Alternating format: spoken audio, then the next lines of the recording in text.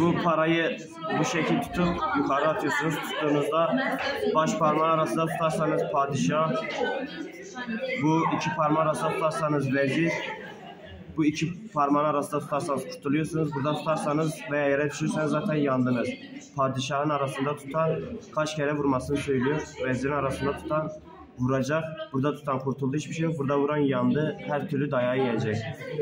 Şimdi bu şekil tutamazsan zaten elini böyle yapıp vezir sen elini padişahın istediği kadar vuruşu yapacak. Senin elinin arkası kanadıysa kanadı gitti. Ortada tutan, burada tutan yani. Kurtuldu, sadece izleyecek, vezir vuruşu yapacak. Burada tutan her türlü dayağı yedi. Kanlı para olayı son zamanlarda çok hem ülkemizin çeşitli illerinde hem de bizim ilimizde görülmeye başlandı, ancak bunun temeli ta 2015-2016 yıllarına kadar dayanıyor, ama son zamanlarda özellikle sosyal medyadaki aktivitelerin ve öğrencilerimizin, çocuklarımızın sosyal medya takıntısı ile beraber bu çoğaldı. Çünkü sosyal medyadaki bir olay hemen bir başka kişiye çok rahat ulaşabiliyor. Özellikle TikTok ve benzeri siteler bu tür sıkıntılı durumların çabuk yayılmasına izin de vermiş oluyor. Dolayısıyla son zamanlarda sosyal medyadan kaynaklı çocuklarımızın neredeyse birçoğunda bu olay artık görülmeye başlandı. Kimisi sadece izliyor, kimisi sadece görmekle yetiniyor, kimisi oynamakla yetiniyor, kimisi işin en hararetli kısmına kadar işin içinde. Özellikle yani son zamanlarda okullarımızda bununla ilgili örnekler arttı. Kimi okullarda hafif seviyedeki örnekleri duyuyoruz. Kimi okullarda biraz daha ileri seviyede ellerin kanamasının yaşandığı örnekleri de görebiliyoruz. Hatta ve hatta artık neredeyse eğitimcilerimizin çocuklarının bile oynadığı bir sürece doğru gidiyoruz. Yani bununla ilgili de bazı şeyler duyduk. Kendi arkadaşlarımızın, öğretmen arkadaşlarımızın çocuklarında, idareci arkadaşlarımızın çocuklarında bu oyunların görüldüğü, çocukların bu konudaki itiraflarını söylediklerini biz biliyoruz. Dolayısıyla bu önemli bir konu. Yani eğer sadece diğer velilerimizin değil, artık gerçekten de eğitimle ilgilenen birebir işin içinde olan arkadaşlarımızın çocuklarında da bunların görülüyor olması endişe vericidir. Bizim çocukluğumuzda biz Beştaş isimli bir oyun oynardık. Böyle taşları elimize alırdık, şöyle yukarı kaldırır, sonra elimizin tersiyle taşları tutmaya çalışırdık. Aslında o oyunun bir farklı versiyonu, ama bu oyunda diğer oyunlardan, çocukluğumuzdaki oyunlardan farklı olarak burada bir ceza yöntemi var. Zaten en ilginç, en sıkıntılı ve gündem olan kısmı da bu kısım. Yoksa hani paranın havaya atılıp ters tutulup işte parmakların arasına geçirilmesi olayı aslında çok da abartılacak bir olay değil. Belki de bu haliyle kalsa çok da zevkli, eğlenceli bir oyun olur. Ama dediğim gibi bu işin sonunda bir ceza yöntemi var ve bu ceza yöntemi çocuklar tarafından en hafifinden en ağırına kadar seçilmiş durumda. Hatta işte madeni paraların makaslarla kesilip, yontulup daha çok vücudun, işte elin daha çok kanatılması yoluna gidilmesine kadar farklı versiyonları da var. Velilerimize, eğitimci kardeşlerimize ve belki de bakanlık olarak ne yapabiliriz? Bununla ilgili ben birkaç şey söylemek istiyorum. Şimdi velilerimiz öncelikle çocuklarımızın sadece bu yönüyle değil, çocuklarımızın evin dışında geçirdiği zamanın tamamına yönelik bir sorgulama yapmaları gerekiyor. Yani okul içerisinde öğretmenlerle sürekli iletişim halinde olmaları gerekiyor. O çocuklarını zaman zaman belki okula kadar takip etmelerinde fayda var. Rehber öğretmenlerle sürekli iletişim halinde olmalarında fayda var ki bunu yaptığınız zaman çocuk kendisinde bir denetim hissiyatı oluşturduğu için bazı tehlikeli süreçlerin içine de girmeyebilecektir. Özellikle birinci görev velilere düşüyor. Yani biz kendi çocuklarımızı takip etmenin dışında çocuklarımıza zaman zaman bazı sorularla da bu işin gerçek tarafını da ölçebilmemiz gerekiyor. İkincisi, eğitimciler özellikle öğretmenlerimiz çocuklarının yani öğrencilerinin sürekli nelerle uğraştığını, zamanlarının daha çok nelerle geçirdiklerini bir araştırmalarında fayda var, bir gözlem yapmalarında fayda var. Ara sıra teneffüslerde sınıflarına bir girmelerinde fayda var. Bunu yaptıkları zaman gerçekten de çocukların aslında nelerle ilgilendiklerini öğrenebiliyorlar. Bir de bir şey daha var. Çocuklar ders dışındaki en çok zaman geçirdikleri bir başka konuyu en çok yaptıkları zaman dilimi teneffüslerdir.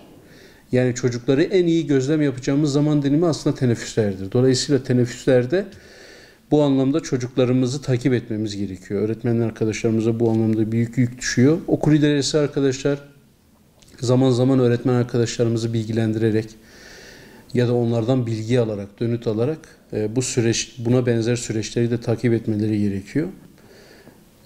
Şimdi her ne kadar gördüğümüz kadarıyla çocuklarımızın ellerinde bir yaralanmaya sebep oluyor gibi görünse de kanla ilgili bazı şeyleri görüyor olsak da bunun sadece sağlık yönündeki endişelere yer vermememiz gerekiyor. Yani sağlıkla ilgili evet endişeye sahip olmamız gerekiyor ama manevi duygularla ilgili bazı endişeler taşımamız gerekiyor.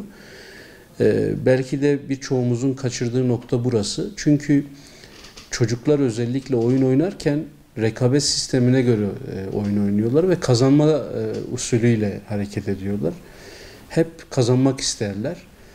Kazanmak istedikleri için de karşıdaki kişiyi de hep rakip olarak görürler ve hep benimsemedikleri bir portföyde görüyorlar o çocukları. Yani birbirlerine zarar verme etkenini ortadan kaldırmak gerekiyor. Çünkü çocuklar büyüdüklerinde bencil bir varlık haline geliyorlar. Bu bencillik olayı da onların sonraki yaşamlarında sosyal hayatlarına, iş ortamlarına, işte toplumsal etkileşimlerine kadar çok etkili oluyor. Özellikle Milli Eğitim Bakanlığımızın bu anlamda devreye girmesi ve bu anlamda gerekirse önleyici tedbirler alması için okullara, İl Milli Eğitim Müdürlüklerine ve okullara yazılar yazması gerekiyor tedbir amaçlı. Gerçekten de hep birlikte bu anlamda bu tedbirleri almamız gerekiyor. Ben yine aynı noktaya geliyorum. Alternatif sistemlerimiz olmalı. Çocukları bir kere şunu kabul etmemiz lazım. Çocuklar zaman geçirecek. Çocuklar enerjilerini tüketecek. Çocukların zamanlarını kendi lehlerine, kendi nefislerine yönelik geçirecek mutlaka bir işlerin peşine gitme durumları oluyor.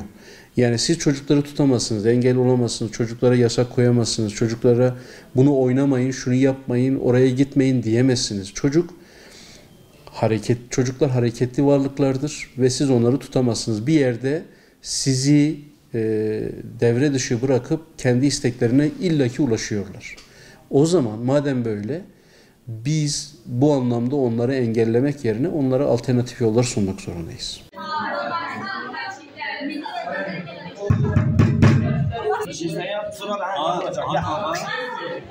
Tüm parmağının arasına koy.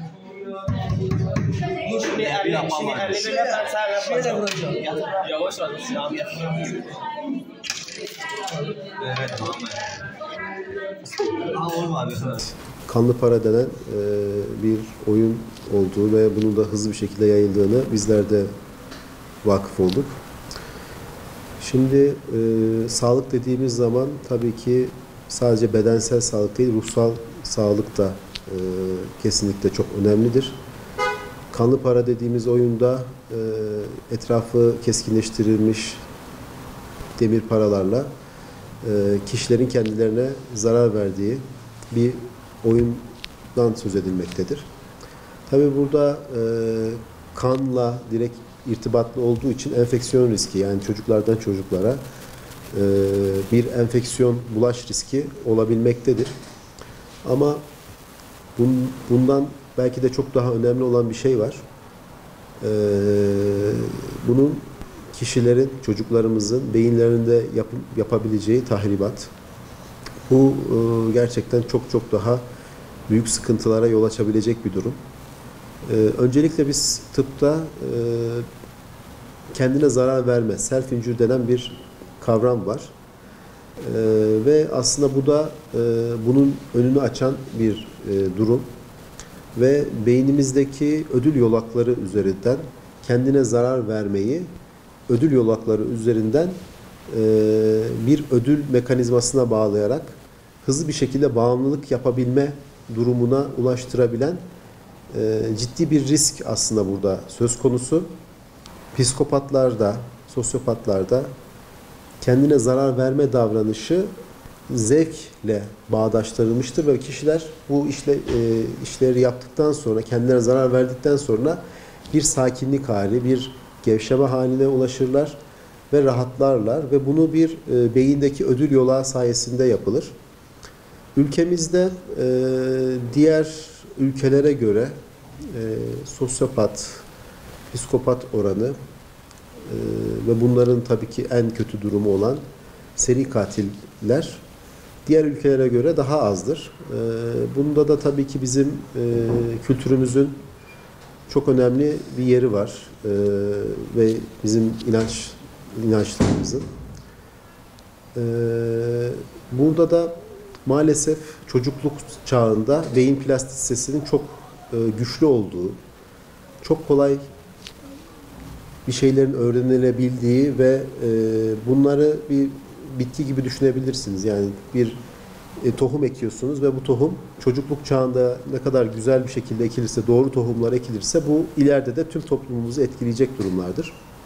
Özellikle çocukluk çağlarında beynin plastisitesinin çok hakim olduğu, çok hızlı olduğu dönemlerde kendine zarar verme durumunun bir zevkle ilişkilendirilerek beyine öğretilmesi durumunda bizim ileride çok ciddi manada sıkıntılara neden olabilecek şekilde kendine zarar veren işte psikopat dediğimiz insanların toplumda çok daha fazla sayısının artmasına ve tüm bir milleti aslında ifsad edebilecek şekilde ciddi sıkıntılara yol açabilecek bir durumdur ve bunların da bir noktada da intiharla da çok ilişkilidir. Kendine zarar verme, self-injury dediğimiz durumu yapanlarda intihar meyli ve intihara yapma ihtimalleri de çok daha fazladır.